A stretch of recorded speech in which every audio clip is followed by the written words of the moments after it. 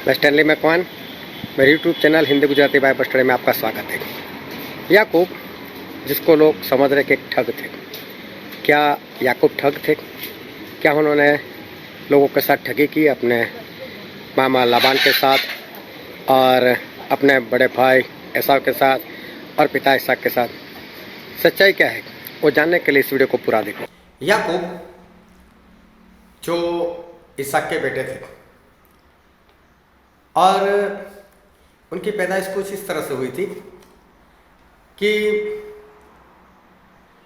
इसहाक और उनकी पत्नी रिबका जो बांस थी, तो इसहाक ने प्रार्थना की तो वो गर्भवती हुई और दो जुड़वा बेटे उसके पेट के अंदर थे। जब वो जनने का वक्त आया तब वो दोनों जो बच्चे थे उसमें कुछ लड़ाई हो गई और ये सारी बातें जो है वो ये औरत नहीं देख पाती थी, रिबका को नहीं पता था, लेकिन उसको इतना पता चला कि मेरे पेट में कुछ गड़बड़ी हो रही, तो भागकर परमेश्वर के पास गई। परमेश्वर, मैं मर जाऊं ये बेहतर है, क्या हो रहा है मेरे पेट के अंदर? तब परमेश्वर ने उसको ऐसा बोला कि तेरे पेट के अंदर दो बच्चे हैं, दो कुल है, और जो बड़ा है वो छोटे का गुलाम बनेगा या दास बनेगा। और फिर जब जनने का वक्त आया तो बड़ा बेटा हुआ एसाव और छोटा था याकूब। अभी दोनों बेटे बड़े हुए और बड़े होने के बाद जो एसाव था वो तो शिकारी बना और याकूब जो है अपना काम कर रहे थे और एसाव शिकार करने के लिए गए थे। तो याकूब जो है वो कुछ खाना बना रहे थे, कुछ सब्जी बना रहे थे। अब सब्जी कौन सी बनी थी पता नहीं, लेकिन सब्जी देखने में बहुत ही स्वादिष्ट थी और लाल लाल दिखाई दे रही थी। और जब एसाव बाहर से आए तो भूखे थे, तो शिकार कर आए थे, तो भागा दौड़े हुई होगी, मेहनत की होगी, भूख लगी थी, जवान थे, तो उन्होंने अपने छोटे भाई याकूब से खाना मांगा कि भाई मुझे खाना देना।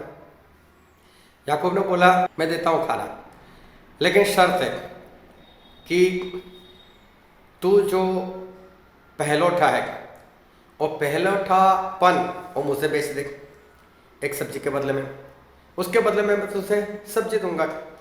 अब इसको भूख लगी थी तो बोला कोई बात नहीं, ले ले, इसमें कौन सी बड़ी बात है, अच्छा तू बड़ा मैं छोटा।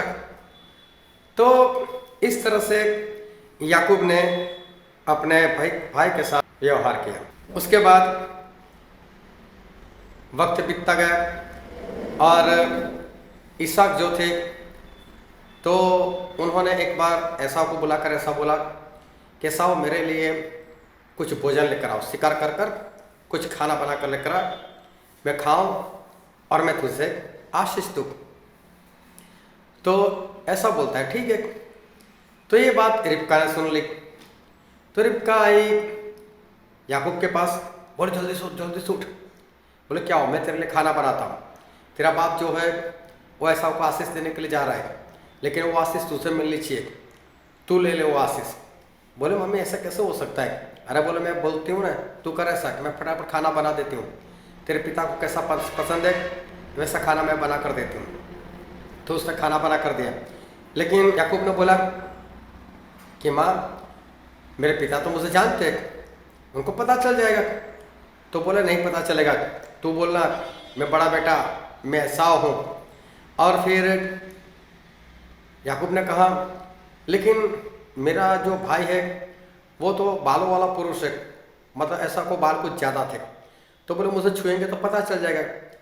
तो बोले कोई बात नहीं, मैं बकरी का चमड़ा जो है ना वो तेरे हाथ के ऊपर बांध देती हूँ, अगर वो तुझे छूना चाहे वही हाथ आगे कर देना। बोले ठीक है। याकूब गए इसहाक के पास, तो इसहाक बोलते इतना जल्दी आ गया तू? बोले हाँ मैं जल्दी आ गया। बोले तेरे आते याकूब के समान लगती है। तो बोले नहीं मैं बड़ा बेटा हूँ, मैं तो एसाव हूँ। बोले ठीक है। बोले पास में आ तो मैं तेरी खुशबू लूँ, क्योंकि शिकार कर आया होगा तो खुशबू आनी चाहिए। तो बकरे का चमड़ा था, खुशबू आई, बकरे के चमड़े को हाथ लगाया, बोले सब कुछ तो सही लगता है एसाव के समान, तेरी आवाज़ तो याकूब के समान है। फिर इसहाक ने सब खाना खाया और खाना खाकर आशीष जो थी वो याकूब को दे दी। याकूब वहाँ से निकल गए। इतने में आए एसाव, तो वो खाना बनाकर वो चले गए इसहाक के पास। पिता मैं खाना बना कर लेकर आया। उसे आशीष तो अरे बोला तू आया? तो बोला अभी मेरे पास आया था। वो कौन था? तो बोलता है लगता है तेरा भाई तेरे नाम से आया और आशीष लेकर चला गया। बोला अब तो मेरे पास कोई आशीष नहीं, मैं कैसे आशीष दूँ? वो बोला नहीं, रोने लग गया, चिल्लाने लगा, नहीं मुझे आशीष तो, रोकर बिलखने लगा।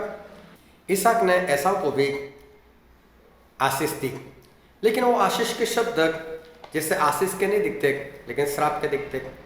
फिर वहाँ से जो एसाव था उसने बात बोली कि अब मैं मेरे भाई को मार दूंगा, मेरी आशीष छीन ली, मैं उसको मार दूंगा। जब मेरा बाप मर जाएगा तो मैं याकूब को भी मार दूंगा। तो ये बात रिबका ने सुन ली। तो रिबका ने आकर याकूब को बताया, बोले याकूब तू यहाँ से भाग जा। बोले क्यों? बोले तेरा भाई तुझसे मार देना चाहता है, इसलिए तू यहाँ से भाग जा और मेरा भाई जो है लाबान वहाँ चला जा। तो इसहाक ने भी बोला हाँ याकूब तू यहाँ से चला जा और लाबान की लड़की के साथ तू शादी कर लेना। अरे ठीक है, और जब यहाँ के हालात सुधर जाएंगे तो मैं तुझसे वापस बुला लूँगी। अब याकूब वहाँ से निकले। जब याकूब वहाँ से निकले और रास्ते में रात हो गई, एक पत्थर लिया अपने सर के नीचे रखा और याकूब सो गए। याकूब सो गए तो उनको एक विज़न हुआ, एक दर्शन हुआ।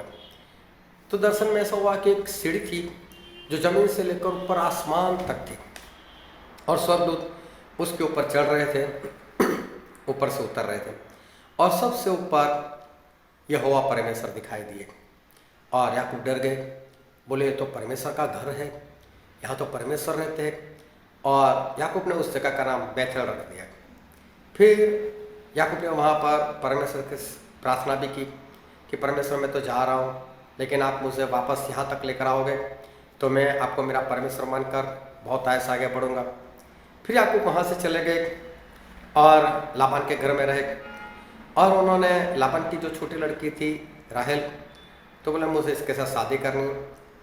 तो लाबान ने बोला कोई बात नहीं, तेरे जैसा दामाद मुझे कहाँ मिलेगा, तेरी शादी मैं करवा दूंगा, लेकिन शर्त ये है कि 7 साल तुझे इसके लिए मजदूरी करनी पड़ेगी। अगर तू 7 साल मजदूरी करेगा तो मैं तेरी शादी राहेल से करवा दूंगा। अभी 7 साल मजदूरी करने के बाद ऐसा हुआ कि जो बड़ी बहन थी लिया, तो उस बड़ी बेटी की शादी लाबान ने याकूब से कर दी। अब अंधेरे में कुछ पता नहीं चला। जब सुबह उठे तो याकूब ने देखा कि मेरी जिसके साथ शादी वो तो लिया है, अभी क्या करें, शादी हो गई थी, वो लोग एक भी हो गए थे, अब क्या करें। तो गुस्सा हो गया। उसने जाकर लाबान से बताया मैंने राहेल के बारे में बोला था। अरे बोला कोई बात नहीं, फिक्र मत कर, तेरा जैसा दामाद मुझे कहाँ मिलेगा, ये बेटी भी मैं तुझे दे दूंगा, लेकिन उसके लिए 7 साल और मजदूरी कर। बोला कोई बात नहीं। याकूब ने 7 साल और मजदूरी की और मजदूरी करने के बाद जो राहेल थी उसके साथ भी इसकी शादी हो गई। फिर याकूब ने कहा कि अब मुझे जाने दो मेरे घर वापस। तो बोलते जाने दूंगा। बोले ऐसे नहीं, मैंने इतनी मजदूरी की तो मुझे कुछ दो। बोले ऐसे नहीं, मैं तो कुछ नहीं दूंगा, लेकिन अगर कुछ भेड़ बकरी चाहिए तो उसके लिए 6 साल और मजदूरी कर। और याकूब ने 6 साल और मजदूरी की। तो याकूब ने बोला लेकिन मेरी मजदूरी का हिस्सा क्या है? तो बोले कि जो बिंदी वाले बच्चे पैदा होंगे वो सारे तेरे, और जो बिंदी वाले नहीं होंगे वो सारे मेरे। अब ऐसे बिंदी वाले कैसे पैदा होंगे? तो याकूब ने आइडिया लगाया, और जहाँ पर जो गर्भवती भेड़ बकरियाँ होती थी, जहाँ पर पानी पीने के लिए जाती थी, तो वहाँ पर उससे कुछ वनस्पति लेकर बिंदी वाली डिज़ाइन बना दी। अभी क्या होती थी, बकरी भेड़ वो लोग उसको देखते थे और ऐसे ही बच्चा पैदा करते थे। तो लाबान ने देखा कि बच्चे सारे बिंदी वाले हुए, तो बोला अब बिंदी वाले तेरे नहीं, अब जो लाइनिंग वाले होंगे वो तेरे। तो याकूब ने भी वहाँ पर डिज़ाइन बदल दी, तो लाइनिंग वाले ही पैदा हुए। ऐसे टोटल 20 साल मजदूरी की और याकूब वहाँ से वापस आए। ये है याकूब की कहानी। वैसे और भी आगे है, लेकिन इतनी कहानी को सुनकर या समझकर लोग ये बोलते हैं कि याकूब ठग है। याकूब ने अपने भाई के साथ, याकूब ने अपने पिता के साथ, अपने ससुर के साथ ठगी मारी, उनके साथ कपट किया। और याकूब, उसके नाम का अर्थ भी बोलते हैं वैसा ही है। लेकिन आज मैं आपके सामने ऐसी कुछ बातें रखने के लिए जा रहा हूँ कि जिससे आपको पता चलेगा कि याकूब ठग नहीं है। याकूब ने किसी के साथ कुछ भी कपट जो है वो नहीं किया। कैसे? जब याकूब लाबान के घर जा रहे हैं और रास्ते में उनको रात में एक सपना आया, और सपने में ऐसा हुआ कि उनको परमेश्वर दिखाई दिए, और वो वचन मैं आपके सामने पढ़ना चाहता हूँ। उत्पत्ति का पुस्तक उसका 28 अध्याय 10 से लेकर 15 वचन। सो याकूब बेर्शेबा से निकलकर हारान की ओर चला, और उसने किसी स्थान में पहुंचकर रात वहीं बिताने का विचार किया, क्योंकि सूर्य अस्त हो गया था। सो उसने उस स्थान के पत्थरों में से एक पत्थर ले अपना तकिया बना कर रखा और उसी स्थान में सो गया।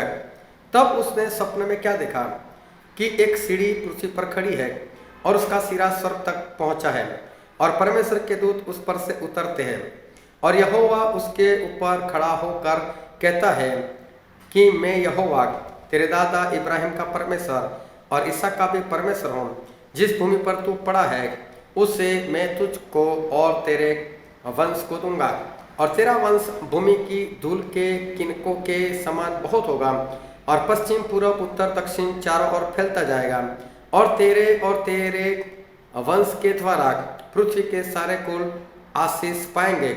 और सुन, मैं तेरे संग रहूंगा, और जहाँ कहीं तू जाए वहाँ तेरी रक्षा करूंगा, और तुझे इस देश में लौटा ले आऊंगा। मैं अपने कहे हुए को जब तक पूरा न करूं तब तक तुझको न छोड़ूंगा। देखो, परमेश्वर ने दर्शन में बहुत आशीष दी याकूब को। इतना ही नहीं, ऐसा कहा जब तक ये सारा दर्शन, जो बातें मैंने तुझसे कही पूरी ना हो तब तक मैं तेरे संग रहूंगा, मैं तुझे नहीं छोड़ूंगा। क्या याकूब ठग हो, लोगों के साथ कपट करता हो, और क्या परमेश्वर उसको दर्शन दे और परमेश्वर उसके साथ रहने की बात करे? क्या परमेश्वर उसको आशीष दे? ये परमेश्वर पवित्र है, और ये परमेश्वर ऐसा कुछ भी नहीं कर सकते, क्योंकि हमारे परमेश्वर, वो तो लोग बातें करते कि परमेश्वर पाप से नफरत करते, लेकिन पापी से नहीं। लेकिन ये झूठ है, बाइबल के अनुसार पूरा झूठ है, क्योंकि बाइबल में तो ऐसा लिखा है कि परमेश्वर वो तो पापी से भी नफरत करते हैं। हम एक वचन आपके सामने पढ़कर बताता हूँ, जो है भजन संहिता उसका 5वां अध्याय और उसका 5वां वचन। घमंडी तेरे सन्मुख खड़े होने न पाएंगे, तुझे सब अनर्थ कार्यों से घृणा है। परमेश्वर को तो सभी अनर्थ कार्यों, मतलब जो पाप करते हैं उन सभी से घृणा है। तो हमारे परमेश्वर वो तो घृणा करते हैं। तो इसलिए हमारे परमेश्वर जो है, ये मत समझना कि पापी को प्रेम करते हैं, पापी को बचाने का प्रयत्न जरूर करते हैं, लेकिन उनसे घृणा करते हैं। तो परमेश्वर कभी ऐसे लोगों का साथ सहारा जो है वो कभी नहीं बन सकते। तो परमेश्वर ने याकूब को दर्शन क्यों दिया? परमेश्वर ने याकूब को आशीष क्यों दी? यहीं से पता चलता है कि हमारी समझ के अंदर, अगर आप याकूब को समझ रहे को ठग है, उसने अपने पिता को, अपने भाई को, अपने ससुर को ठगा है, तो आपकी समझ में कहीं ना कहीं कुछ गड़बड़ी है। अभी देखो सच्चाई क्या है, मैं सच्चाई आपके सामने प्रकट करना चाहता हूँ। और हम पढ़ते हैं उत्पत्ति का पुस्तक और उसका 25वां अध्याय, और मैं पढ़ता हूँ 21, 22 और 23 वचन। इसहाक की पत्नी तो भांस थी, सो उसने उसके निमित्त यहोवा से विनती की, और यहोवा ने उसकी विनती सुनी। सो उसकी पत्नी रिबका गर्भवती हुई, और लड़के उसके गर्भ में आपस में लिपट के एक दूसरे को मारने लगे। तब उसने कहा, मेरी जो ऐसी ही दशा रहेगी तो मैं क्यों कर जीवित रहूंगी। और वो यहोवा की इच्छा पूछने को गई। तब यहोवा ने उससे कहा, तेरे घर में 2 जातियां हैं और तेरी कोख से निकलते ही 2 राज्य के लोग अलग अलग होंगे और एक राज्य के लोग दूसरे राज्य से अधिक सामर्थ्य होंगे और बड़ा बेटा छोटे के अधीन होगा या छोटे का दास बनेगा। परमेश्वर ने ऐसा क्यों बोला? अभी दोनों बच्चे पैदा ही नहीं हुए, उससे पहले परमेश्वर ने कैसे बोल दिया? उससे पहले परमेश्वर ने कैसे बोल दिया कि जो बड़ा बेटा है वो छोटे का गुलाम बनेगा। परमेश्वर सब कुछ देख सकते हैं, उनको एक्सरे मशीन की जरूरत नहीं, उनको सीटी स्कैन की जरूरत नहीं, उनको एमआरआई की जरूरत नहीं। उनकी आंखें बहुत ही जोरदार है, आग के गोले के समान उनकी आंखें, वो सब कुछ देख लेते। उन्होंने रिबका के पेट में देख लिया कि सबसे पहले याकूब पैदा होने वाले थे, लेकिन वो जो एसाव था वो उसको पेट के अंदर ही मारने लगा और उसको धक्का देकर, मतलब याकूब को धक्का देकर वो पहले ही वो पैदा हो गया। और उस जमाने में जो पहलौठा होता था तो उसको अपने पिता की आधी संपत्ति तो ऐसे ही मिल जाती थी। समझ लो कि किसी के 10 बच्चे, तो जो पहलौठा है ना उसको 100 में से 50% तो ऐसे ही मिल जाएगा। और अभी जो 50% बचे उसमें से भी 10 हिस्से बनेंगे और उसमें से भी उसको मिलेगा। तो सबसे पहला फायदा तो ये था। दूसरी बात ये थी कि पहलौठा जो होता था उसको परमेश्वर की सेवा में भेज दिया करते थे, उसको कामकाज नहीं करना होता था, उसको परमेश्वर की सेवा करनी होती थी। तो जो ऐसा था वो फायदा उठाने के लिए, संपत्ति का फायदा उठाने के लिए अपने भाई को धक्का देकर मारकर वो पहले पैदा हो गया। तो ये सब बातें परमेश्वर ने पहले से देखी कि ऐसा सही नहीं है। बड़ा बेटा याकूब ही थे, लेकिन बड़ा नहीं होने दिया और वो पहले पैदा हो गया। इतना ही नहीं, फिर जो याकूब थे उन्होंने पहलौठापन ले लिया। तो देखो कैसे लिया है, हम वो वचन भी पढ़ते हैं, उत्पत्ति 25 और 31 से पढ़ते हैं। याकूब ने कहा, अपना पहलौठे का अधिकार आज मेरे हाथ बेच दे। बेचने की बात है। आप दुकानदार के पास क्या जबरदस्ती खरीद कर लाते हो? अगर वो बेचना ना चाहे तो क्या आप खरीद सकते हो? यहाँ पर भी ऐसा है। याकूब बोलते हैं तू बेच दे, पहलौठा का जो अधिकार है वो मुझसे बेच दे, बदले में मैं तुझे खाना देता हूँ। ऐसा ने कहा, देख मैं तो अभी मरने पर हूँ, सो पहलौठे के अधिकार से मेरा क्या लाभ होगा? क्या एक टाइम नहीं खाने से कोई मर जाएगा? क्या ऐसा अगर इस वक्त नहीं खाता तो क्या मर जाएगा? अरे वो खुद खाना बना लेते, 1 घंटा और लग जाता, 1 घंटे बाद तो उसको खुद का खाना मिल जाता ना, तो क्या वो मरने वाला था? नहीं मरता। याकूब ने कहा, मुझसे अभी शपथ खा। सो उसने उससे शपथ खाई और अपना पहलौठा का अधिकार याकूब के हाथ बेच डाला। याकूब ने जबरदस्ती नहीं लिया, याकूब ने कोई ठगी मार कर नहीं लिया, उसको अंधेरे में रख कर नहीं लिया। याकूब ने बाकायदा, वो खुद पहलौठे थे, फिर भी समझ लो कि आपके घर से कोई थाली चुरा कर ले गया, आपका पड़ोसी समझ लो। आपने जब वो थाली को देखा तो आपने वो थाली को मांगा नहीं, खरीदा उससे। ये तो आपका बड़प्पन है। क्या आपको मालूम है मेरा है, फिर भी आप खरीद कर लाते हो? याकूब को मालूम है मैं ही बड़ा, फिर भी देखो खरीद कर लेते। और बाकायदा ये जो एसाव है उसने पहलौठापन बेचा है, उसने पहलौठापन बेचा है। और फिर याकूब ने अपने भाई के साथ कोई ठगी यहाँ पर नहीं की। दूसरी बात, जब याकूब अपने पिता के पास जाते वहाँ पर आशीष ले लेते, यहाँ पर भी याकूब ने कोई ठगी नहीं की। क्यों? याकूब ही बड़े थे, तो उन्होंने कहा मैं बड़ा हूँ तो उसमें कौन सी बड़ी बात है, सही है। मैं ऐसा हूँ तो हाँ मैं ही ऐसा हूँ, मैं ही पहलौठा, क्योंकि वो पहलौठा बन चुके थे, खरीदा हुआ था, वो आशीष के ऊपर उनका ही अधिकार था। और दूसरी बात, हम बाइबल में ही पढ़ते हैं नए नियम में, इब्रानी उसका 11वां अध्याय उसका 20 वचन, विश्वास ही से इसहाक ने याकूब और एसाव को आने वाली बातों के विषय में आशीष दी। याकूब ने विश्वास से आशीष दी थी जो आने वाली बात थी। ऐसा नहीं था कि शक उन्हें पता चला था कि याकूब है, पूरी छानबीन कर कर याकूब को देखकर ही आशीष दी थी। यहाँ पर भी याकूब ने अपने पिता से कोई ठगी नहीं मारी थी, जो उनके हक का था वही लिया। जब वो चले गए लाबान के पास, तो लाबान के साथ भी कौन सी ठगी मारी? बोला मेरी बेटी के लिए 7 साल मजदूरी का, तो मजदूरी की, फिर 7 साल मजदूरी कर, फिर किया। फिर जब भेड़ बकरों की बात आई तो याकूब ने डिजाइन बनाकर रखी वहां पर। तो क्या डिजाइन रखने से ऐसे ही बच्चे होंगे? आज भी कोई गर्भवती होते हैं तो अपने घर में अच्छे अच्छे बच्चों के फोटो रखते हैं ताकि ऐसा बच्चा पैदा हो, लेकिन क्या सभी को ऐसे ही होते? ये तो परमेश्वर ने आशीष दी कि हाँ चल ऐसे ही बच्चे तुझे होंगे।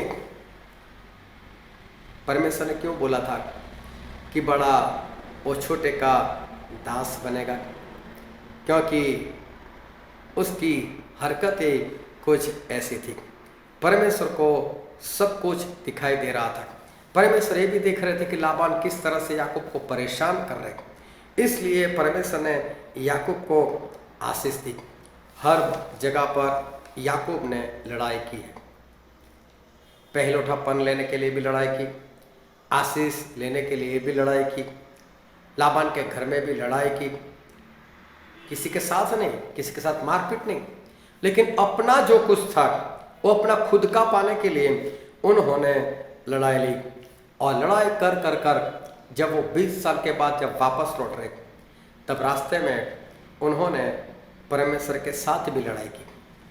सभी को आगे भेज दिया था एसाव के पास, और खुद एक जगह पर रात रुक गए थे। और तब रात में परमेश्वर आए, और परमेश्वर आए तो याकूब को कहाँ पता था कि परमेश्वर है? उसको तो ऐसा कोई है यहाँ पर। तो याकूब ने उसको मारना चाहा, उनको तो यही समझा कि कोई दुश्मन है। परमेश्वर ऐसे खड़े थे ऐसे, और याकूब ने उनको पकड़कर ऐसे गिराना चाहा। याकूब ताकतवर थे, उनको ऐसा इतना जोर लगा हुआ है गिर जाएंगे। लेकिन आप कभी देखना कोई ऐसी चीज जो भारी भरकम हो, लेकिन आपको ऐसा है कि हल्की है, और आप अगर उसको ऐसे धक्का मारने जाओगे ना तो आपका हाथ फिसल जाएगा और आप खुद गिर जाओगे। याकूब गिर गए। याकूब ने दूसरी बार जोर लगाया, तीसरी बार जोर लगाया, पूरी रात जोर लगाते रहे, गिरते रहे, लेकिन उठ कर वो उनको गिराने का प्रयत्न करते रहे। याकूब ने देखा ये है कौन, मेरे से गिरा नहीं जा रहा है, और वो मुझसे तो कुछ कर भी नहीं रहा। लगा कोई तो है, ऐसा वैसा नहीं है। परमेश्वर ने भी देखा अभी प्रकाश होने वाला है, सूरज निकलने वाला है, अगर ये इसने मुझे देख लिया तो मर जाएगा। तो परमेश्वर के मुंह को देख कर कोई जिंदा नहीं रह सकता।